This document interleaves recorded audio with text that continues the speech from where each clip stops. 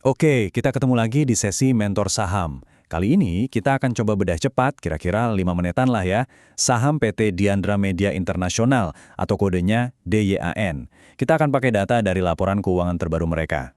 Nah, mungkin Anda lagi lihat-lihat saham di IAN dan bertanya-tanya, ini saham bagus nggak ya buat investasi? Yuk, kita coba cari jawabannya bareng-bareng. Gini, sebagai mentor, saya nggak akan langsung lompat ke harga sahamnya. Ada 3 pertanyaan kunci yang harus kita jawab dulu, yaitu tentang bisnisnya, kesehatannya, dan kinerjanya. Ini pondasinya. Oke, langkah pertama, dan ini wajib hukumnya, kita harus kenalan dulu sama bisnisnya Dian.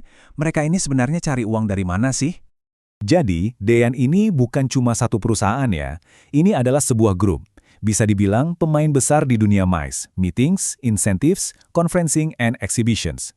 Mereka punya Diandra Promosindo yang fokusnya di event organizer, ada Nusa Dua Indonesia untuk urusan konvensi dan pameran, Graha Multi Utama di bidang perhotelan, dan Diamall Graha Utama sebagai penunjang acaranya. Lengkap kan? Nah, setelah kenal bisnisnya, sekarang waktunya kita check up. Kita mau lihat seberapa sehat kondisi keuangan perusahaan ini, kita akan intip neracanya.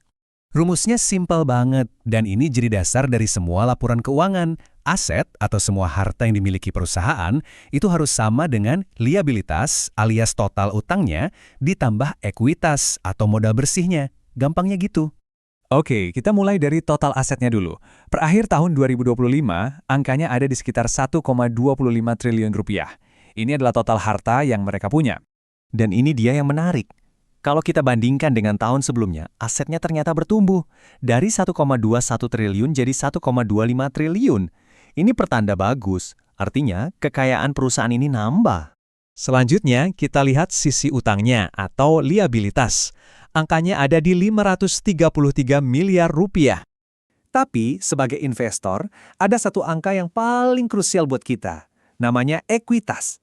Anggap saja, ini nilai bersih perusahaan yang sesungguhnya. Setelah semua asetnya dikurangi semua utangnya, nah, inilah harta murni milik para pemegang saham. Dan untuk Dian, per akhir tahun 2025, total ekuitasnya tercatat sebesar 723 miliar rupiah. Nah, ini dia poin pentingnya. Ekuitasnya juga naik dari tahun lalu. Dari 682 miliar, sekarang jadi 723 miliar.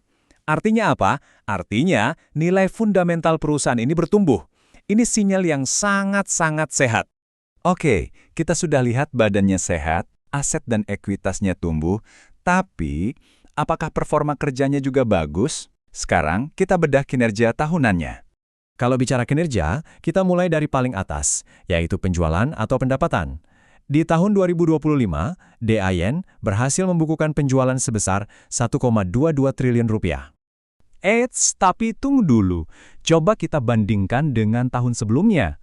Ternyata penjualannya turun. Dari 1,46 triliun di 2024, sekarang jadi 1,22 triliun. Ada apa ya? Oke, pendapatan itu penting. Tapi yang lebih penting lagi adalah berapa yang benar-benar jadi daging alias keuntungan. Nah, ini dia, laba bersihnya. Di tahun 2025, labanya 35 miliar rupiah. Tapi lagi-lagi, kalau kita lihat trennya, wah, ini turunnya lumayan jauh ya. Dari 96 miliar di tahun 2024, sekarang cuma 35 miliar. Ini penurunan yang sangat signifikan. Jadi, sekarang kita punya dua cerita yang kayaknya bertolak belakang nih. Di satu sisi, perusahaannya makin kaya dan sehat, tapi di sisi lain, hasil kerjanya atau kinerjanya kok malah menurun. Coba kita sandingkan biar lebih jelas. Nah, ini dia inti dari analisis cepat kita.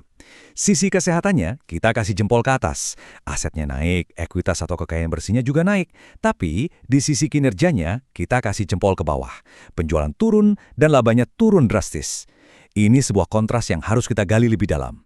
Oke, sekarang bolanya ada di tangan Anda. Sebagai mentor, tugas saya bukan untuk memberitahu Anda harus beli atau jual.